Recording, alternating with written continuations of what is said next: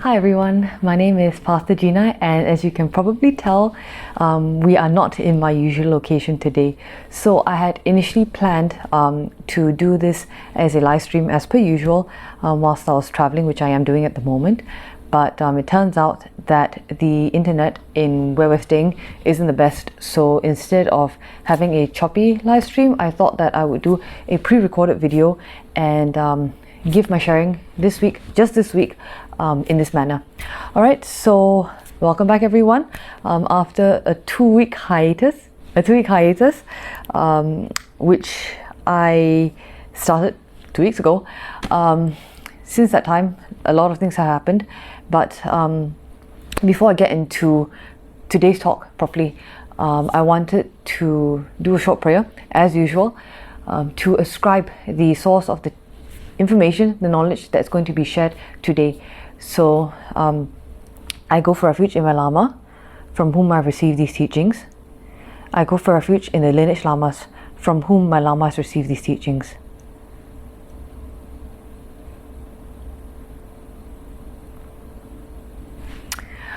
Alright, so thank you everyone for joining me today, well, the day before the day that this is actually broadcast. But anyway, welcome back. So 2 weeks ago, I spoke about competitiveness and how it arises from desire. I talked about how there's a distinction between healthy and unhealthy competition. I also talked about the consequences of competitiveness and how competitiveness as a quality is incongruous with enlightenment, with the qualities of a Buddha. And that there are actually no competitive Buddhas. For example, I gave the example of, Zambala not getting upset that he may be receiving less water offerings than Buddha Shakyamuni, for example. All right. Then I also talked about how we can counter competitiveness. And the thing is, after the sharing, I was talking about the session with someone, and they brought up something that I thought that you guys might find interesting, which is that Rinpoche did actually encourage some competition in a very skillful way, to push people to improve and to accomplish things. So some people are naturally very laid back and very relaxed, and then there are some people who are naturally, quite complacent. Then there are some people who are very chill. There are some people who are very relaxed, and there are other people who are very, very aggressive and are very gung-ho, very enthusiastic, or very driven, you might say, or very ambitious, and so on. So Rinpoche had a different and individualized approach to everyone, and Rinpoche used his skillful means to encourage and to, sort of light the proverbial fire up the backside of people who are very laid back. Rinpoche also used his skillful means to kind of harness the energy and the enthusiasm of very gung-ho, very ambitious, very driven people. And one of the ways that Rinpoche used to do this was by lightly encouraging competition between people. Why?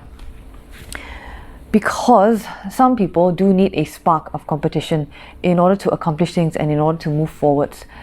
So ultimately, while competition is not, or competitiveness rather, is not a quality that exists in the enlightened mind, competition as a quality can still be useful for people who are very laid back and people who need some extra little motivation to move. So that is something that Rinpoche used to do all of us, because the danger is if somebody doesn't move, if someone doesn't have at least at the beginning a little sense of competitiveness, or a little sense of comparing one's progress with another person, that if they don't move, they may end up with missed opportunities, they may end up with regrets, and they may end up with a feeling of being left behind, and so on. Right? So before I get into things today, I would just like to say a thank you to the sponsors of today's sharing, both of whom again are anonymous. You guys can put your names down, but both of whom are anonymous. The first sponsor would like to dedicate their contribution to all sentient beings. And the second sponsor, also anonymous, would like to make the following dedication.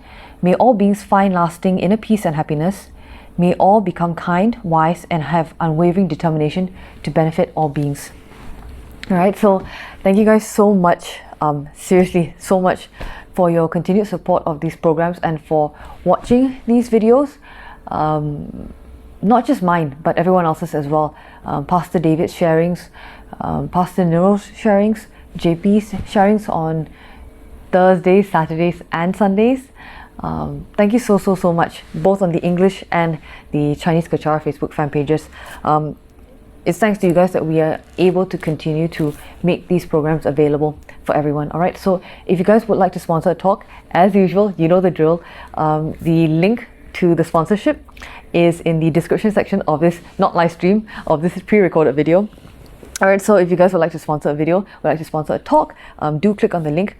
And yes, really it's because your support helps us to continue to make these online programs available. Alright, so let's get into it. So for this week, what am I going to talk about? Give me a second.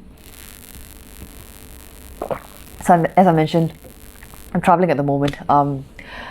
So yeah, a bit of different circumstances for just this week, alright? So still going to do the talk, and this week what I'm going to talk about is I'm going to talk about regret. Now, why am I going to talk about regret? And it's not exactly the most pleasant quality that we deal with. On a macro level, on a micro level, it's not exactly the most pleasant quality that we deal with even on a day-to-day basis. So why am I talking about it? The reason why I'm talking about it is because I read a quote recently by Anne Frank, and she said, and I quote, "Dead people receive more flowers than the living because regret is stronger than gratitude." Now, when I read this quote, it actually reminded me of some of the things that I heard or that were expressed during Rinpoche's Parinirvana ceremony over a year ago. And I even heard these things expressed or verbalized during the 1 year anniversary of Rinpoche's Parinirvana, which took place just recently. So I'm not saying that people weren't grateful for Rinpoche's kindness and that people weren't grateful for Rinpoche's presence. What I am saying, on the contrary, is that I think many people are grateful, but also that people are sometimes regretful that they perhaps did not show their gratitude soon enough, or that they feel that they did not show enough or appreciate or express enough of their gratitude and their appreciation, and so regret arises. All right. So some of the expressions of regret that I heard during this time recently and also 1 year ago during Rinpoche's actual Parinirvana was people saying things like, "I wish I had been around to volunteer more whilst Rinpoche was still here. I wish that I'd been around more." People saying that, "I wish I hadn't left," or that I wish I had tahan, which is the Malay word for kind of like tolerate. So I wish I had tahan the training a little bit longer. People saying things like, "I wish I'd attended more teachings," or that I heard one person say, "I wish I had made more offerings to Rinpoche," which you can actually still do, although Rinpoche's physical presence may not be with us now. You can still make physical offerings. You can still make offerings, sorry. But that's one thing that I heard people express, which is that they regret that they hadn't made more offerings to Rinpoche whilst Rinpoche is still around. I heard people say that they were regretful and wished that they hadn't let their attachments get the better of them. Or the most common one that I heard quite a lot was people saying that, they wished that they had had the opportunity to meet Rinpoche, that they regret not having made a connection sooner, that they regret not having made a request sooner, and so on. All right.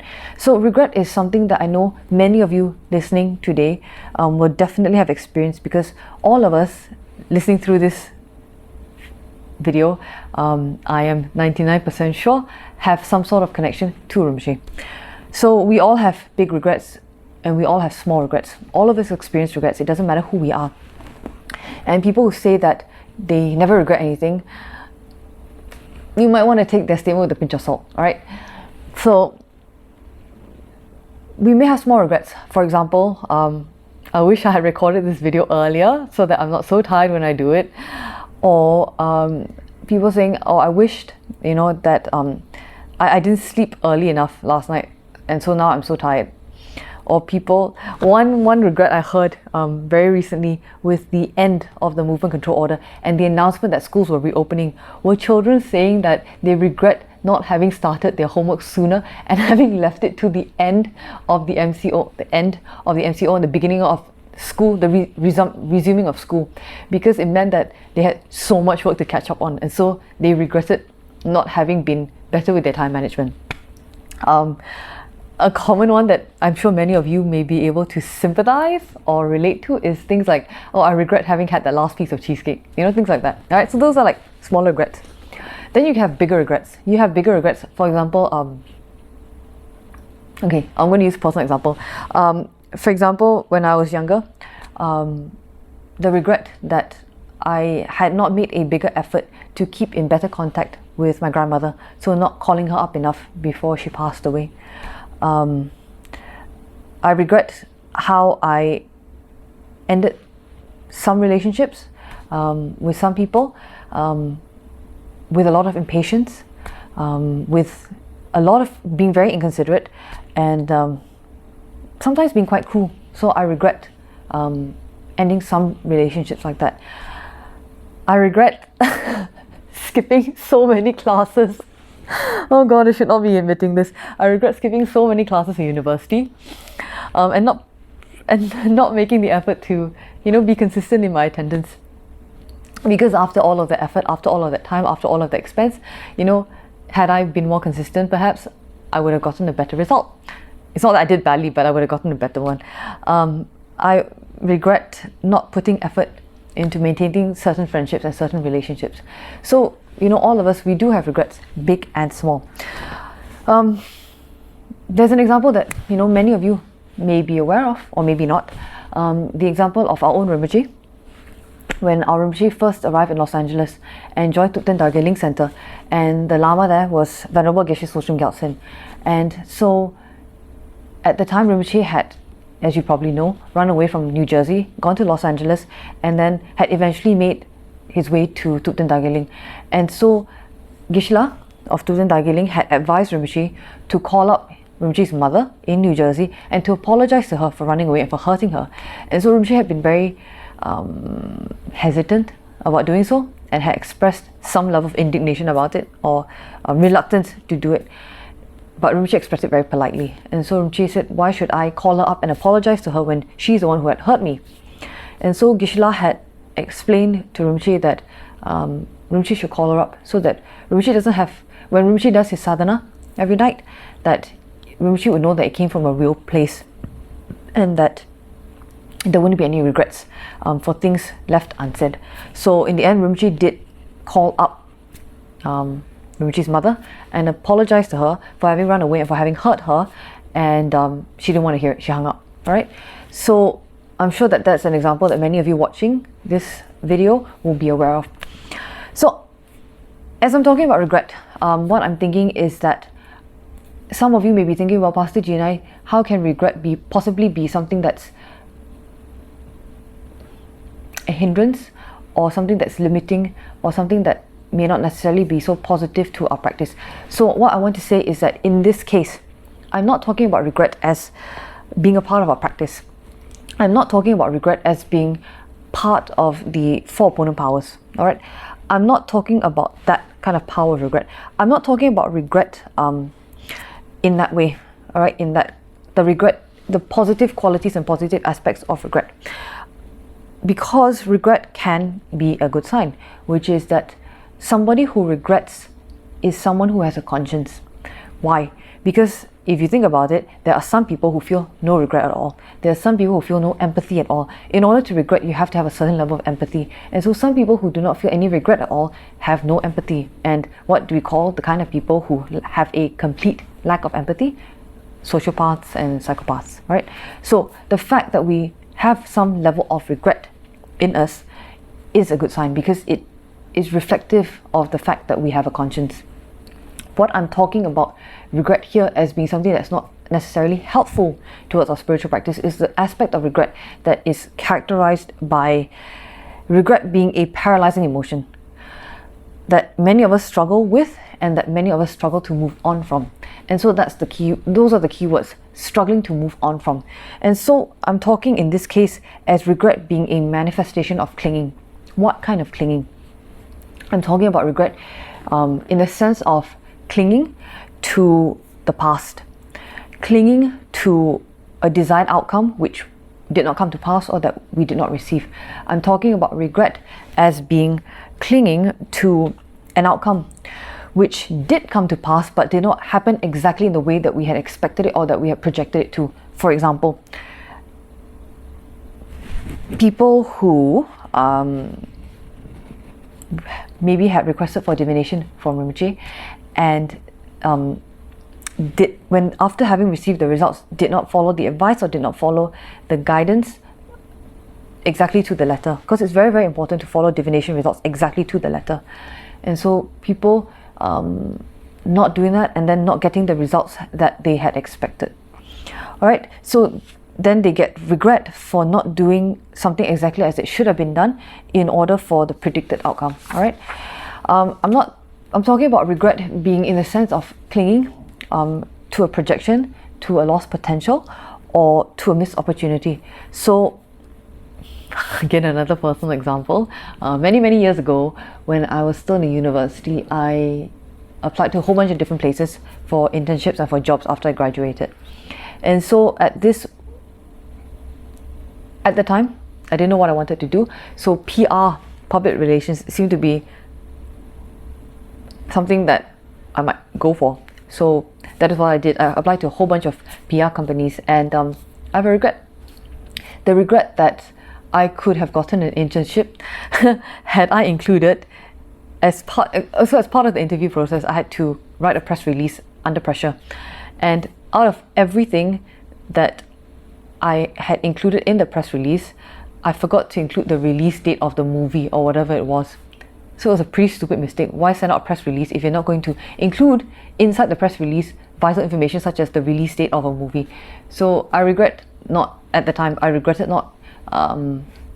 getting the PR internship because I had missed out the date in the press release. All right, so I regretted it because that is what lost me the position. So that projection or that lost potential or that missed opportunity, clinging to that. I'm talking about regret as a emotion or as a reaction that we struggle to move on from, in the sense of clinging onto something which we didn't take the opportunity to undo or to apologize for. Right? So for example, kids may think that, after their parents have passed away, they may regret not having spoken kinder words to their parents, or they may regret being rude to them. They may regret that the last conversation that they had with their parents was an argument. All right, so regret is clinging on to something that we hadn't taken the opportunity to undo or to apologize for. I'm also talking about regret in the sense of clinging, for example, to something that we're ashamed of, or something that's negative that we did, or something that proves to be damaging to others. So for example, children or adults, thinking back to their past and thinking that they regret having bullied such and such person in school. All right, so regret in the sense of being unable to move on from something. All right, so it is impossible to regret in this way without clinging onto an experience. Now, please excuse me.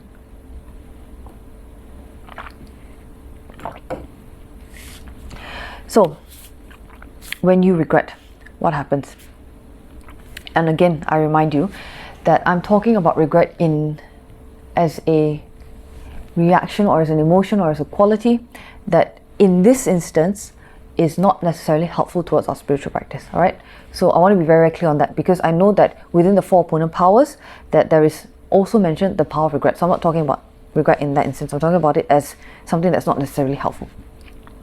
And if you guys can think of a better word to express this particular emotion or express this particular reaction, please, by all means, please leave me a comment at the bottom of this video, because I could not find the perfect word to encapsulate this kind of reaction. So I just went with regret. All right, so I apologize for any confusion it might cause. So regret, what kind of results can we have as a result? Negative results can we have as a result of this type of non-helpful regret? Regret as a consequence of being lethargic, of being complacent, and of not doing anything. The consequence is that we do not experience progress in life.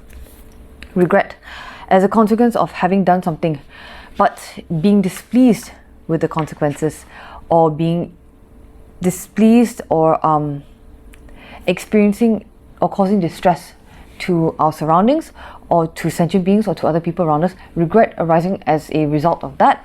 The consequence is, for example, loneliness, bitterness, anger, and so on. All right. Either way, the danger of this kind of regret that arises from these type of situations is that it can spill over into depression. Why? Because you regret, but you don't fully allow yourselves to fully experience that kind of regret. You hold off a part of it. You recognize that it's there, but you don't allow, or we don't allow ourselves to experience it. Because regret as an emotion, as something that arises from being lethargic, being complacent, or as being something that arises from something we've done to cause distress to our surroundings or to sentient beings, or regret arising as a result of something that we've done by having been displeased with the consequences. That kind of regret is uncomfortable. That kind of regret is too messy. That kind of regret can sometimes feel like it's a very dirty emotion to deal with. It's very messy. So when you come to a point where you experience that type of regret, you're neither here nor there. You're living in the past because you're clinging on to an experience that you have gone through or been the catalyst of in the past. And as a result of that, you can't really move forwards into the future. So you've got one foot in the present, and you've also got one foot in the past, right? Proverbial foot. So again, as a result of that, no progress in life. But at the same time, also always living in the past. And you may find that sometimes when you get people who are constantly living in the past, you may also find that these people may be very apt or very prone or have a tendency to bring up past glories. Such people may be very apt to bring up past achievements, or using these past glories and past achievements to justify their current situation and to justify their complacency. All right, so what did Rinpoche say about regret? What did Rinpoche say about the importance of dealing with this type of regret, which is not the helpful type of regret towards our spiritual practice? Rinpoche said, and I quote, "It's better to live your life working hard for something than to live your life regretting. Either way, it's hard work." Why is regret hard work? And I did briefly mention this a couple of minutes ago about why regret is hard work. Because it's messy, it's uncomfortable, and it's sometimes a dirty emotion to deal with. But why is regret hard work? Regret is hard work, and regret is tiring. Because it's tiring always having the cloud of your past hanging over you. It's tiring, it's exhausting. Excuse me. Regret is tiring and it's hard work because it's tiring always having the cloud of a past misdeed hanging over you. It's tiring always having the cloud of a past missed opportunity hanging over you, or a past harmful action that you've done, and all of these things always taking up mental space and mental energy in your mind.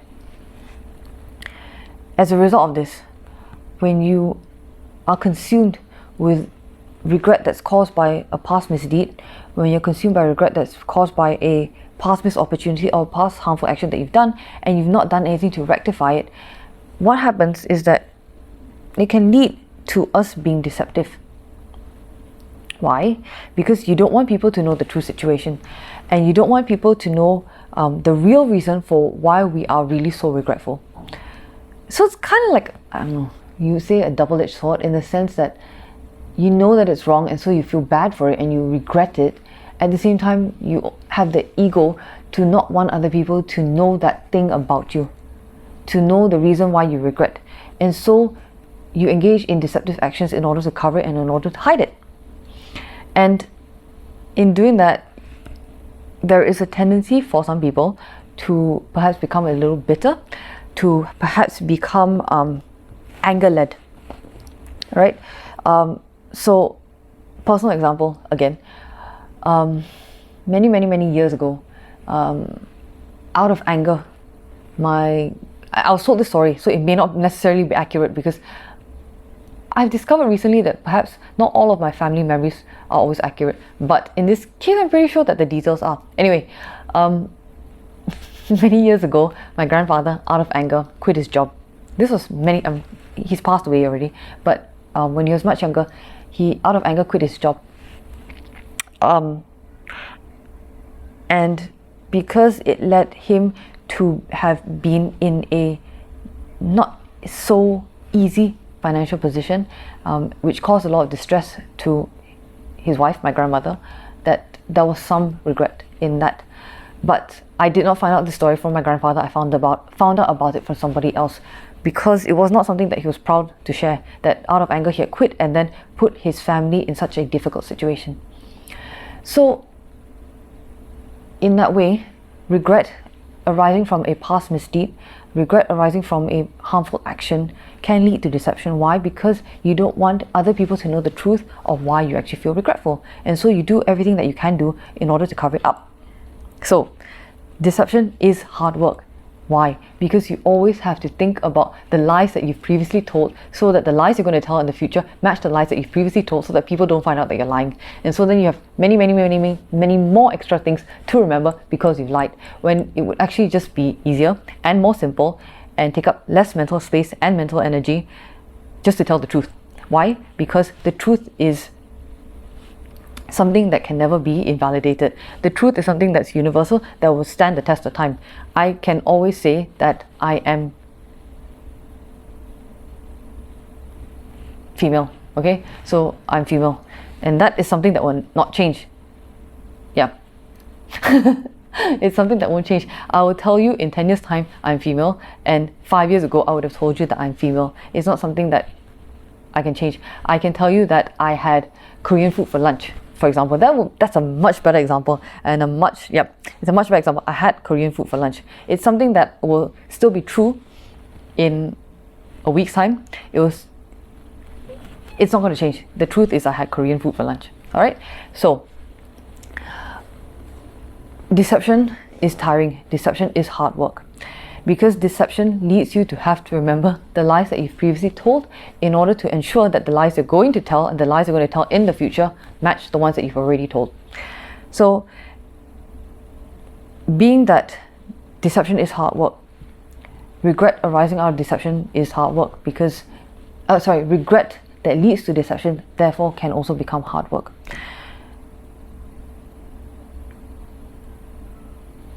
Another way that regret is also hard work is that it's more hard work in the future if we don't do anything about our regret now, and if we don't move beyond our regret, because regret can lead us to make decisions and can lead us to perform actions that create karma, and this is karma that we have to deal with in a future life, or in the future at least. All right, definitely in the future. So if regret causes us to perform or to enact actions which create karma that we have to deal with in the future, that's just creating more work for ourselves. The whole point of us practicing, the whole point of us practicing is so that we don't continue to create karma. And so if regret leads us to being deceptive, or if regret leads us to anger, if regret leads us to bitterness, if regret leads us to loneliness, if regret leads us to jealousy, because people can get jealous out of regret. But if regret leads us to all of these things, it's a chain reaction, and it creates karma that we have to deal with in the future. It creates more work for us to have to deal with in the future. And so regret in this way can become hard work. And as I like to think about it, it's the gift that keeps on giving. You're stuck in this vicious cycle. All right. So having said that, having talked about all of that, regret being a manifestation of clinging of different sorts of projections, of missed opportunities, of past misdeeds, of things that we may have said or done that had hurt somebody else. So regret as a manifestation of clinging and as a manifestation of a situation that we struggle to deal with and that we struggle to move on from. So having presented to you guys the problem, it would only therefore be fair of me to present you with the solution. And right now, I kind of regret eating all that food for dinner because sore throat. Small regret, right? Focus. So how can we counter regret? Now that I've talked about where regret comes from, I've talked about the problems that can arise out of regret. For example, leading us to become deceptive, leading us to anger, leading us to bitterness, leading us to loneliness, and so on. We don't want that as an outcome for ourselves. Nobody wants that as an outcome for themselves, because all of those emotions are suffering. We suffer when we are angry, we suffer when we are lonely, we suffer when we're bitter. Alright, so how do we counter regret? Now, the first thing I want to point out is that if you regret a situation or if you regret something, think first. If you can do something to fix a situation, what is the point of regretting? Why not just fix it and stop regretting? And if you can't fix the situation, then why regret? What is the point of regretting? Where will regret get you if you're not able to fix or at least do something about the situation? So remember, and it's important to remember that regret is something that everyone feels, and regret is something that everybody experiences. What I have recently liked to say is that we're not unique. We're not unique, we're not different. On the surface, we may look different, we may act different from person to person, but if you dig a little deeper, we're not all that different. All of us want pretty much the same things. All of us want pretty much the same outcome in life. All of us want all of us want recognition at some level. All of us want acceptance. All of us want to be loved. All of us want somebody to care for us. All of us want to feel warm, safe, and secure. Everyone. Alright? How we may express these wants may be different. So for example, maybe somebody may feel more secure if they have a partner. Somebody may feel more secure if they don't have a partner because of past experiences with cheating partners and so on. Some people may feel more secure if they are in a salaried position. Some people may feel more secure if they believe themselves to be the masters of their own destiny by opening up their own business. Some people may feel more secure or feel happier by being very generous. Some people may feel more secure by being very miserly. So everyone has these ultimate goals and ultimate wants and aims, right? Everybody. And so how it's expressed is different. That's the only thing that differs. And so regret is the same thing, in that you need to remember that regret is something that everybody feels and something that everybody experiences. And so you're not all that unique, right? You're not all that special. So that being said, also remember that you can't change the past, but you can let it go. Because what has been done already has consequences, already has results, and so that's what we need to deal with. We need to deal with the consequences. We can't change an action that has already been performed. Why? Why is it important for us to let go? Because by not letting go, the fact that we're clinging onto something causes us suffering. I say this with respect because I know that there are people who have left comments on previous live streams about expressing a lot of regret for things that they have previously done in the past and that they continue to regret. Alright, and if you are watching this today, if you happen to identify with this particular aspect or this particular message, that if the regret continues and something is not done to reverse or to rectify the situation, if it can be fixed, fix it, and if it can't, that's it. It can't be fixed. All right. So the fact that we continue to regret and the fact that we continue to cling is what is causing us suffering. Why? Because we're always thinking, how to fix, right? And so by living in the past and by clinging, we cause ourselves suffering. And by living in the past, what we're actually doing is we're foregoing our present and we're foregoing the future as well.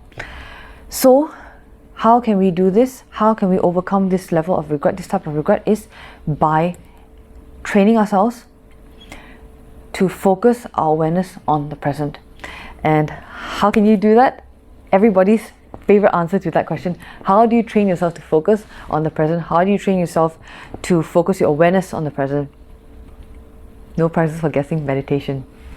Alright, so meditation increases awareness, and awareness is important in holding us back from doing things or from saying things that may be hurtful or that may be harmful, that will leave us with regret or will lead us to regret. Meditation increases our alertness, so it allows us to recognize and to make the most of opportunities that may arise, opportunities that we may regret if we miss. Meditation also increases gratitude. And gratitude is important because when we feel grateful towards people, and when we are able to express and to verbalize and to show our gratitude and appreciation to other people, then everyone becomes happier. Alright? The person that you express your appreciation to is happier.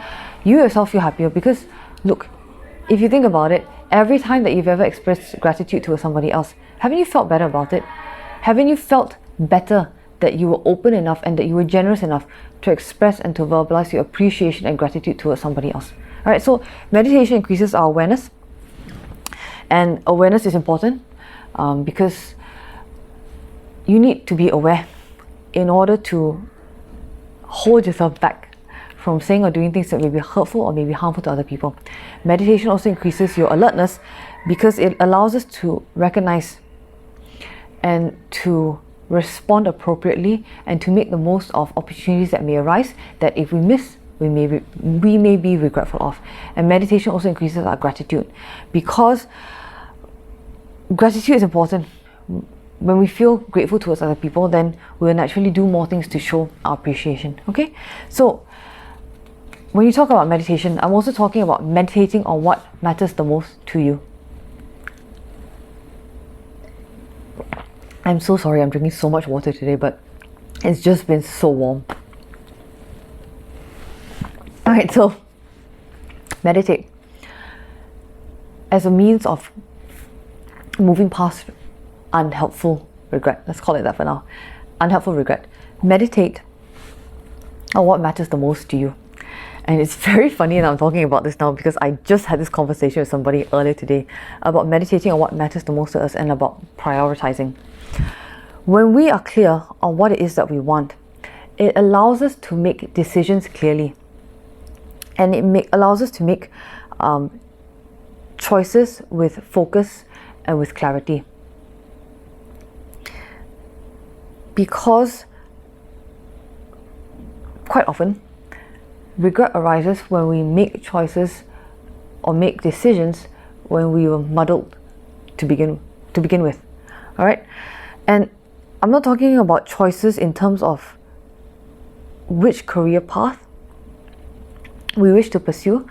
I'm not talking about choices in terms of not just choices in terms of which boy or which girl we may want to go for or strive for. I'm not just talking about choices in terms of which university may be our first choice. I'm not talking about just choices about like things like, you know, which car best suits our lifestyle. I'm talking choices in terms of also things like how we want to react to someone who has been kind to us, how we want to react to somebody who's been mean to us. Choices in terms of even the choice of words that we use and what kind of speech we show, you know, towards other people, whether we react to something from anger or from kindness. I'm talking about choices like that as well. All right, so when we meditate on what is important to us, let's say we meditate and we honestly tell ourselves and we honestly examine and honestly conclude that what is most important to us is our Dharma practice. Therefore, if you conclude and you're firm on the fact that what is most important to you is your Dharma practice and what is most important to you is your spiritual practice, what happens then is that you're able to make decisions and make choices with focus and clarity. For example, if someone tells you something that you don't like, or if somebody tells you something that you find offensive, with meditation, with your increased alertness, with your increased awareness, that you are able to make the choice, no, my spiritual practice is more important to me than me reacting in anger, than me reacting from an offended mind, than me reacting from irritation. If I give in to my anger and I react in this way, it is detrimental to my spiritual practice. Being that my spiritual practice is more important to me, and I've meditated on this and I have confirmed this for myself honestly, that I will no longer react in anger to this person, or no longer react out of anger in this situation. Right? When you can determine that your spiritual practice is what is most important to you, the decision that you make doesn't waver. You affirm that you will not react in anger to another person as you may have previously been used to. Alright? So I'm not talking about choices like I said, which career path to choose. I'm not just talking about choices like which boy or girl we like, or which university we want to go to, or what subject we should study. I'm not talking just about choices like that. I'm talking about choices in terms of what words we use. I'm talking about choices in terms of what actions, what speech, what emotion, what reaction we show to other people. Those are choices too, right?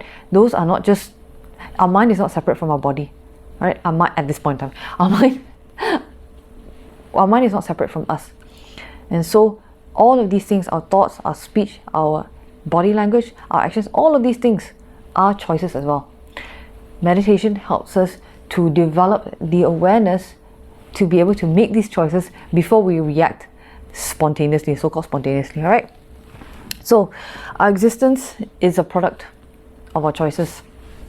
Right now, what is happening is that we are experiencing choices that we made in past lives. So it goes without saying that if right now we're experiencing the choices that we have made in our past lives, therefore right now we are making choices that we experience the results of in our future lives, or in the future. And there is a very, very good talk that Rinpoche gave many years ago, which is called,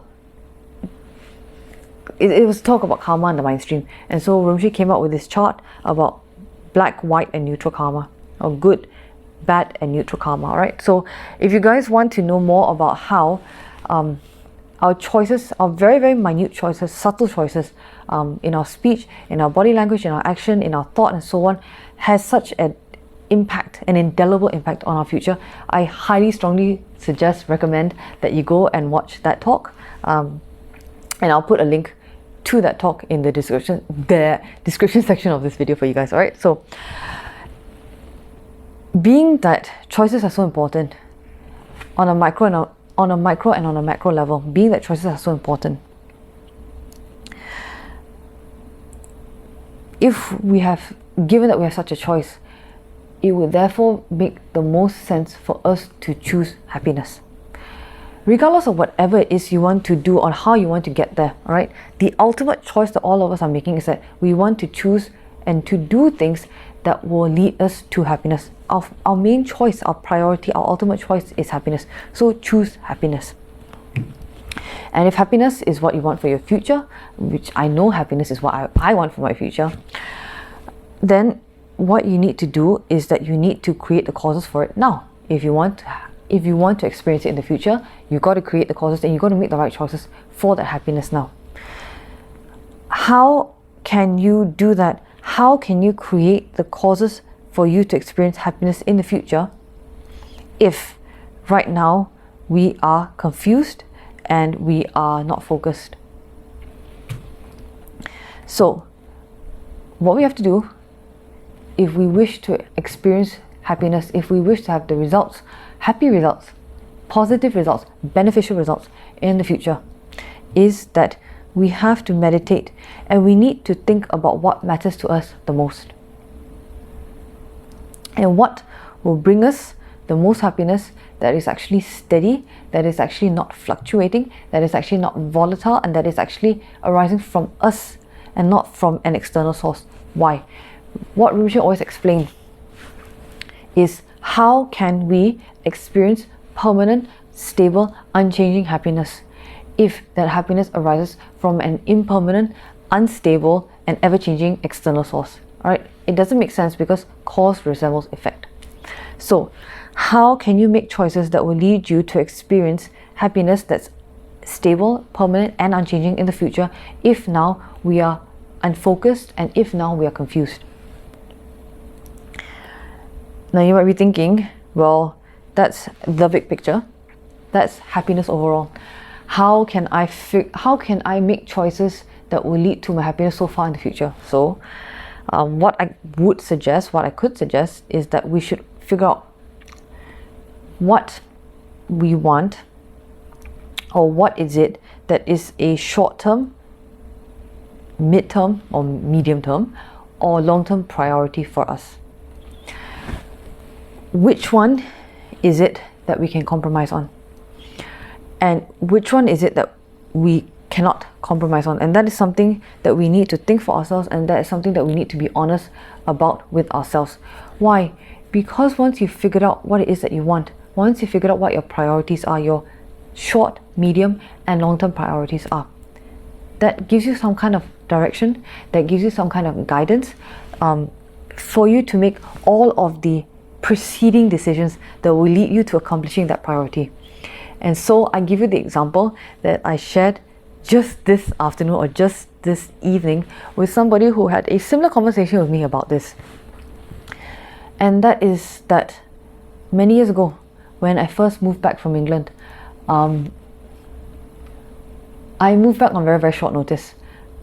I basically had gone somewhere to do some work, and then on the way back, I decided to stop off in Malaysia before going back to England to continue my life there. And when I stopped back in Malaysia, I never left. So I never left, and I never returned to England. I never went back to retrieve all of my things and all of that. So I stayed in Malaysia. Now, why did I stay in Malaysia? There was one evening I was sitting in the car porch with one of Rubichi's assistants, and we were having a conversation about the decision that I was about to make. I was faced with a decision: go back to England, which I wanted to do, or stay in Malaysia. And so in the course of this conversation, which took many hours, and I just went round and round and round and round, because I was not being honest with myself. During the course of that conversation, what was poised to me in a roundabout way was, what is it that I prioritize? What is it that's most important to me? And so the question came across to me, which may sound a little crude or maybe crass to you guys. And certainly at the time, I don't think I took it as well as I should have, but it did make an impact on me. And the question that was posed to me was this: which one would you regret more? Would you regret it if you went back to England and then something happened to Ruchi whilst you were gone?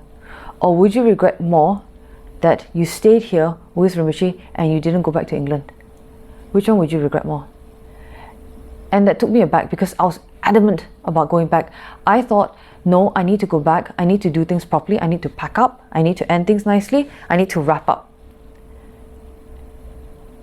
And when I was asked, how long will that take you? I said, well, 1 week, 2 weeks at most. I wasn't being honest, because it would have taken far longer than that. But that's what I said, 1 or 2 weeks. And so the question was asked to me, in the 1 or 2 weeks that you are gone, let's say something happens to Rimchi, what would you really regret? The fact that you couldn't go back, or the fact that you weren't around when something happened to Rimchi? And I thought about it, and I realized, well, my priority is Rimchi. And if my priority is Rimchi, therefore, the decisions that I make should match and should lead me to that priority. So as painful or as uncomfortable as I may temporarily find it, being that my priority is Rinpoche, therefore the decision is very logical. And so I stayed. I never went back. I'm not telling you guys this story to say, oh, Pastor Gina can make whatever, okay? I'm not saying that at all. I'm not telling you guys this story for that reason at all. I'm telling you guys this story because that was one very real, tangible instance and example that I can that I can share with you guys, and I can give to you guys to show that the decisions that we make, once we figured out what our priorities are, become much more focused and become much more clear, especially after we are honest with ourselves. And that's why meditation is so important, because meditation trains us to be honest with ourselves. All right? And sometimes we don't want to be honest with ourselves because the real answer scares us or embarrasses us. For example, perhaps people may present themselves to be very spiritual, practicing holy beings, all right? But when they sit and meditate, the truth of the matter is revealed, which is that perhaps they're not as spiritual as they perceive themselves to be, but perhaps, for example, recognition or acknowledgement is far more important to them than spiritual practice. And so sometimes we're not honest with ourselves because it kind of sucks for us to figure out that actually attainments are not all that important to me and I prefer to be famous, for example. All right? It sucks for us to figure that out for ourselves. And so, like I said in previous weeks, no one needs to know the answer to what it is that we prioritize. We don't need to tell anybody. But what is important is that we know the answer for ourselves. So I share with you that story about Rinpoche, and about me not going back, and that story about regret, because sometimes when you have the clarity to make a decision that is in line and that is aligned to what it is that you prioritize, sometimes the decisions that you make are not always easy to stomach. And these decisions definitely have their own set of consequences that you then have to deal with. But the one thing that you won't have to deal with is you won't have to deal with regret. Because, to this day, I don't regret the decision. I don't regret the decision that I made to come back and to stay. I don't regret the decision at all. It wasn't easy. It wasn't fun. There was a lot of heartache behind it. There were a lot of complications behind it, logistics. There was a lot of anger behind it. Not from my part, but I don't regret the decision at all. So that's the reason why I share that story with you guys. All right. So yeah, it's uncomfortable. Yes, it's hard work, digging into our psyche. But again, like Rinpoche said, it's better to live our life working hard for something than to live our life regretting. Either way, it's going to be hard work. Would you rather put in the hard work that leads to something positive and something beneficial for yourself and for your future? Or would you rather put in the hard work that's combined with regret? The hard work that's combined with regret in the sense that it leads to deception, anger, loneliness, bitterness, and so on, that we then need to deal with, and that we then need to deal with the consequences of. Right, so which hard work would you rather do?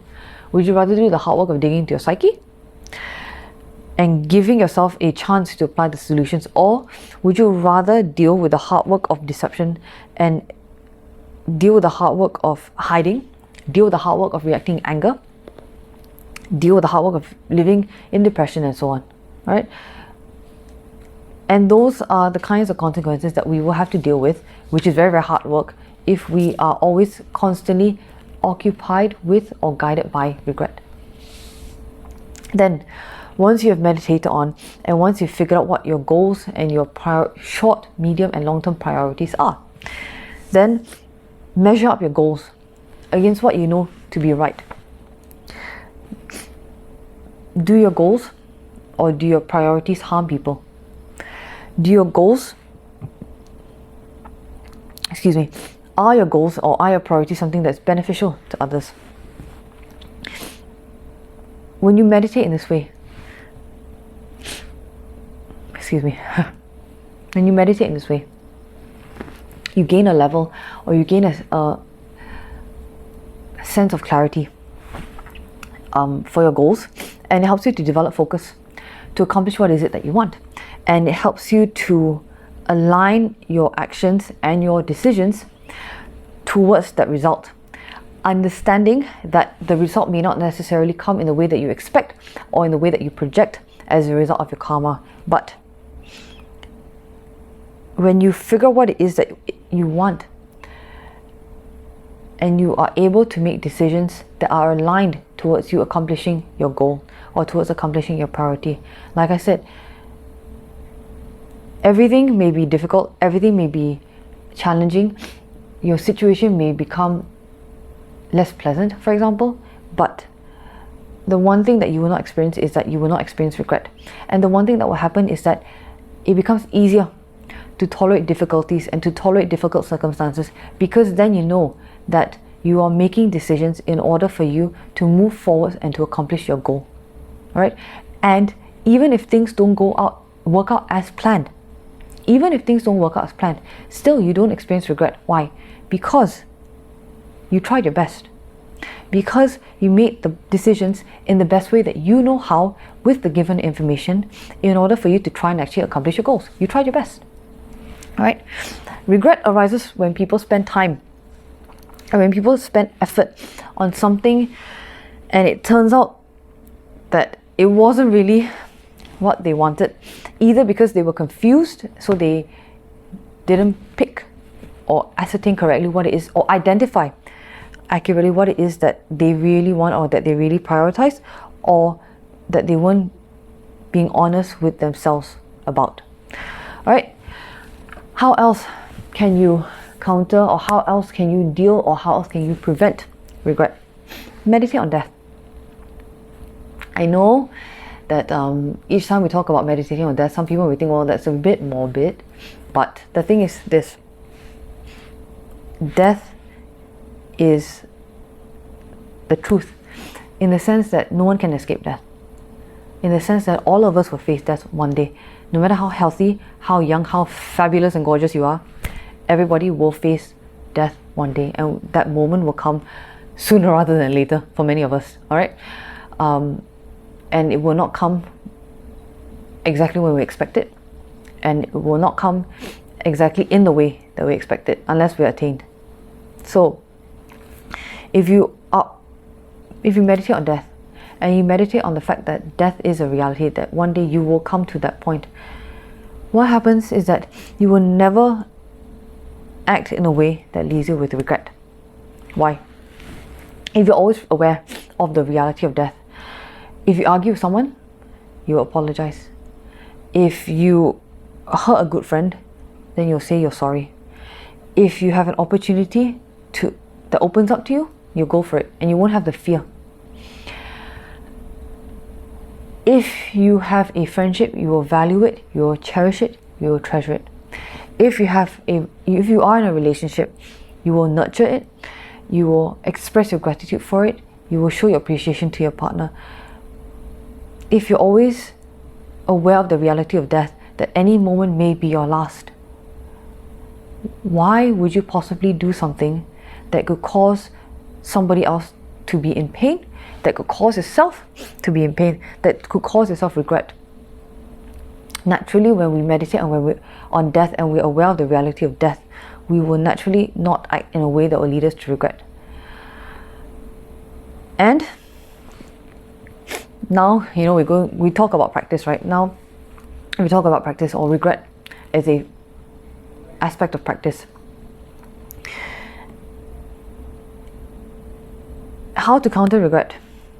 If regret is arising from something that you did wrong, if regret is arising from a past misdeed, or from a past action that was harmful to the surroundings or to sentient beings, if you did something wrong, how you can counter it is by applying the 4 opponent powers.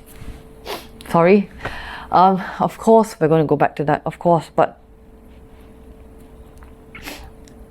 how you want to deal with regret is by doing the exact opposite of what it is that caused you to regret in the first place. The lesson that we should learn from regret, if we want to make regret useful, is that regret should compel us and should motivate us not to perform the same action again that led us to regret in the beginning. Alright, so how you deal with it is by doing the opposite of whatever it is that caused you to regret in the first place. So if you hurt someone, apologize. If you stole something, return it. If you failed in a task, try again. If you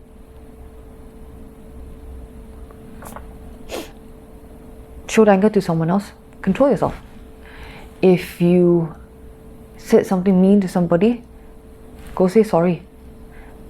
Bring them a gift. If you stab somebody in the back, be honest with them. If you were given an opportunity to do something and out of fear in the past you shied away from the opportunity, try, go for it. Whatever it is that you do, if you have done something wrong, apply the 4 opponent powers in order to help you deal with that regret. Do the opposite of what it is that caused you to regret in the first place, and then resolve never to do it again. Alright? It's not easy. It's uncomfortable. Sometimes it's embarrassing to have to admit you're wrong, to have to admit that you're sorry, to have to admit that you were the one who did something naughty in the beginning. It's embarrassing, it's uncomfortable, not nice to deal with. It's not easy because it forces us to recognize and to acknowledge to ourselves and to other people exactly what it is that we've done wrong. You see, the deception doesn't always necessarily mean deceiving others, because deception can also mean deceiving ourselves. And so when you regret something, yeah, you can deceive yourself by saying things like, well, it's not that big a deal. Well, they're not that hurt. Well, I didn't hurt the person that badly, and so on. Alright? So, although doing the opposite of something and then resolving never to do it again is not necessarily comfortable, it's not necessarily easy, and it can be embarrassing. But when you do the opposite and you're able to go through the temporary embarrassment of our ego, it's much better. For me at least, I don't know about you guys, but for me at least, it's much better going through that than to deal with the regret at a time of our life when we can do nothing about it. How many people have you heard of, whether it's in the movies, whether it's in the media, whether it's people in front of you, who are, when on their deathbed, say things like, oh, I wish I had, I regret that I didn't. And they say this at a time when they are physically not capable of doing anything about it already, or they're physically not able to rectify the situation or to fix it. Right? So which one's worse? Dealing with our ego being temporarily embarrassed, or regretting something at a time when we're not able to do anything about it? So that's something that we all need to think about. Alright? Finally, what is the best way for us to act in a way that will not lead us to regret? And this is something that Rinpoche shared with us over and over again. The best way for us to prevent ourselves from experiencing regret is to always act out of kindness and to always act out of the wish to benefit somebody else. Why? When you act for the welfare of other people, and that is your real motivation, it's very hard to experience regret. Because even if you do something that looks a little odd at the time, you won't regret it because it's in somebody else's best interest. And you're able to tolerate more, you're able to tahan more, you're able to withstand other people's criticisms more. For example, if a mother and a child are walking in the supermarket and the child starts to throw a tantrum and the mother disciplines the child,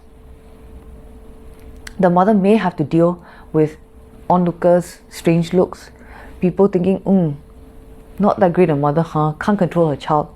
She may have to deal with people thinking, hi, look at this child, so badly behaved. Must be that the mother's not training them well.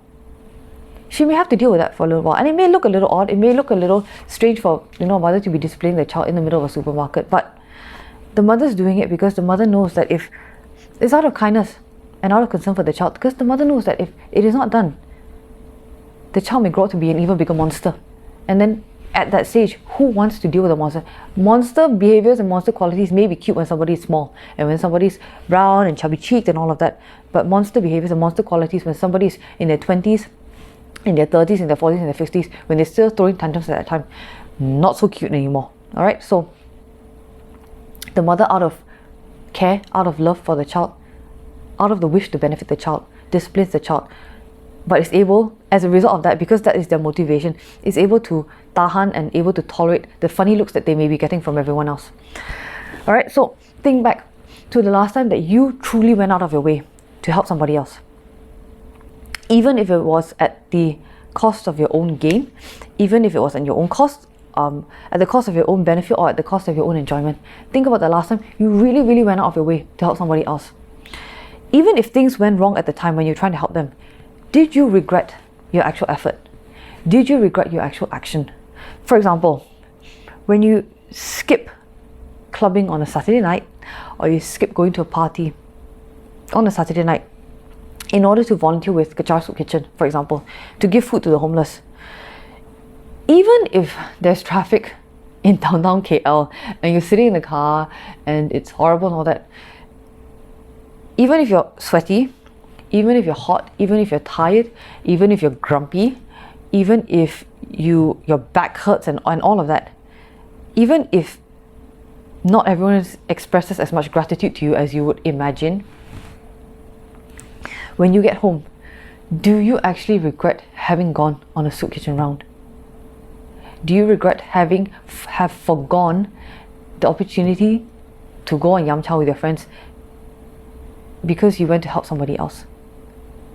Now, if you take that same situation and you think, well, sit in traffic for an hour just to go somewhere to eat, and then sit for traffic in an hour to come back, when you're hot and you're sweaty and you're tired and all of that, there is a chance that you may actually regret having made the decision to go out to have dinner in such a place.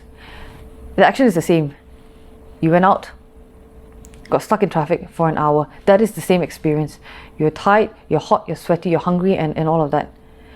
But in the instance of you going to the soup kitchen, because you were doing it to act out of kindness, to act out of the wish to benefit somebody else, out of concern for somebody else's welfare, you are therefore able to tolerate and to tahan a lot more because you're doing it for somebody else.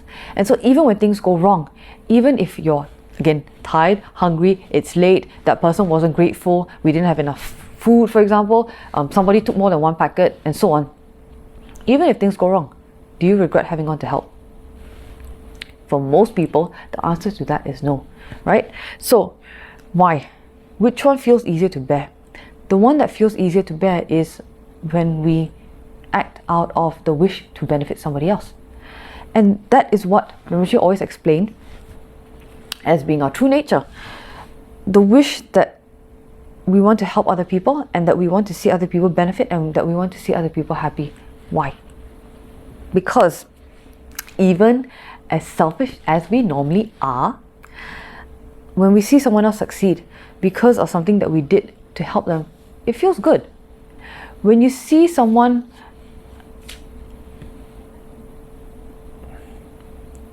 excel and when you see somebody succeed, even if it was at the cost of your own success, especially if it's somebody that you care about, it's much easier to rejoice for them.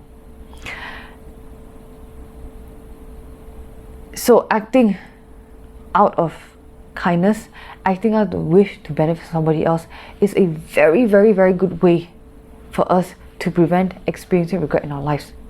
Because why would you regret helping somebody else? I'll give you guys an example.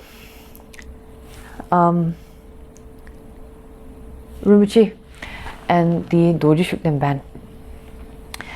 Did Rinpoche regret coming out about Rinpoche's Dorji Shukden practice?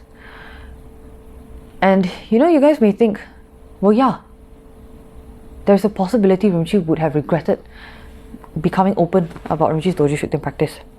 Why? Because by becoming open about practicing Doji Shukden, it created a lot of difficulties. The truth is that it created a lot of difficulties. The truth is that it created obstacles. The truth is that Rinpoche suffered a lot of abuse. Rinpoche suffered death threats. Rinpoche suffered a lot of name calling. Rinpoche suffered a lot of vulgarities. So did Rinpoche regret coming out in the open about his Doji Shukden practice? Did Rinpoche regret it? No. Rinpoche never regretted it, not even for a moment. Why? Because of the reasons for why Rinpoche became open about Rinpoche's Doji Shukden practice. Rinpoche knew that Rinpoche was sticking up, standing up for His Holiness Khyabje Song Rinpoche's own Dharma Protector practice.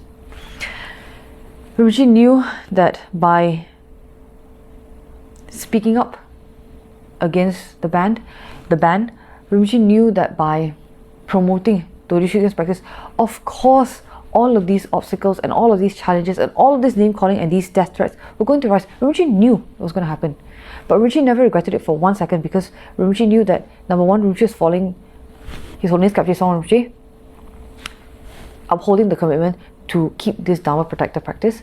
And number two, Rinpoche knew that by spreading and promoting Doji Shukden, that Doji Shukden will be able to benefit countless people. And so, for all of the difficulties and for all of the obstacles that Rinpoche experienced and that Rinpoche encountered, all of it became worth it, all of it became worthwhile, because people could be helped by Doji Shukden. So, no, Rinpoche did not regret coming out in the open about Doji Shukden practice.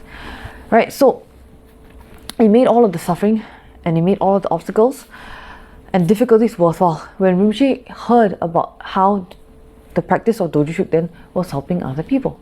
And so when you do that, when you do something because you want to help somebody else, it's very, very difficult to regret making decisions and taking action based on that wish. Because our natural self is to want to help other people, because we feel happy when we get to help other people. Now, when I talk about all of these methods in terms of how to prevent regret, or in terms of how to counter regret, or in terms of how to ensure that we don't experience regret, or how to deal with regret, I want to say this one caveat, which is that it isn't a magic bullet, in the sense that we will not automatically stop experiencing any regret whatsoever. Alright? What I will say is that the point of all of this is to act in a way that creates fewer and fewer regrets for ourselves. Alright? And so as you do this over 1 day, 2 days, 3 days, 4 days, over 1 year, 5 years, 10 years, and so on, that eventually you act in such a way that does not leave you with any regrets. Go and ask in the monastery old monks who have practiced, do you regret becoming a monk? Do you regret putting on the robes, taking on the vows? Do you regret not having a family? Do you regret not having a normal job? Do you regret dedicating your life to spiritual practice? Old monks who have practiced, old monks who understand the benefit of Dharma, old monks who are clear on what they prioritize in life, and old monks who are monks because they know that by holding their vows that they are able to benefit others. They do not regret their decision. Rinpoche never once regretted Rinpoche's decision to move to India to become a monk. There was no running water, there was no electricity, there was snakes, there were insects, it was hot, it was raining, and so on. So uncomfortable for a boy who had come from Los Angeles, who had come from New Jersey, from that civilized, modern kind of world, to India. Rinpoche never once regretted moving to India. Old monks don't regret becoming monks because all of the reasons that I've just stated. Alright, so being that this is a pre-recorded video, I'm not able to answer your questions on live stream, but I will answer them in the comment section of this video. All right, so as soon as this video is over, or maybe a little later depending on timing, I will come back on and answer your questions. All right, so please feel free to ask me any questions that you may have. It may not even necessarily be related to this talk. I'll do my best to answer them. All right, I did also receive a request from somebody to talk about idle chatter, so I just want to say that I have actually received your request, and oh sorry, I kicked at the tripod. Fantastic. I regret putting it so close to me. I did actually receive your request to do a sharing on idle chatter, which I will get to eventually. All right, I haven't forgotten.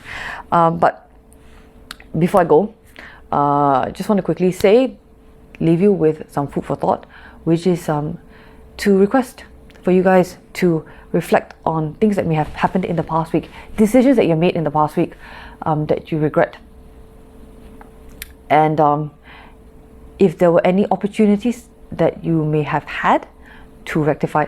I can think of at least 2 things that I regret from the past week. Things that I said or things that I did that I wish I hadn't done. And see, we're all the same. I told you, we're not that different. And then as we move into the new week, to think about opportunities that you can take to rectify things that we are regretful of, or to practice a little more awareness that when certain opportunities come up that may be positive, that may be beneficial, that we seriously consider them with focus and with clarity, thinking whether these opportunities align with our short, medium and long-term priorities. All right, so that is it from me for today. Thank you guys so much for watching, and for continuing to watch. Honestly, seriously, thank you so much for your support. As for the rest of today, we have the Dojishukden Sadhana on the Chinese Kechara Facebook page at 10 o'clock. That's led by Pastor Shin. And then on Tuesday at 9:30, we have Easy Dharma for the New Normal by Pastor David. And then on Thursday 8 p.m, we have the 7 Retreat Swift Return Puja. That will be live streamed on the Kecharans and Friends Facebook group, not Facebook page, Facebook group. All right, so that is what is coming up for this week. Like I said, guys, thank you so much for joining me. And if you have any comments, questions, please feel free to leave them in this live stream, pre-recorded video. And if you have any requests for prayers and offerings to be made, also you can make a request by leaving a message in the comment section of this video. All right, and don't forget to do your dedications. I will do mine as soon as this video recording is over, because doing it the previous day, so I'll do mine. And please don't forget to do your dedications for having taken the time out of your Sunday to listen to this short sharing on regret. All right, again, thank you so much to the anonymous sponsors of today's talk. And I guess what I'll do is I will see you guys same time, same place next week, Sunday, 10 a.m. on the Kechara Facebook fan page. It will be live streamed next week, all right? So don't worry, guys, it will be back to normal. Again, thank you guys so much for joining me, and I'll see you same time, same place next week for a as yet undecided topic. Bye, guys.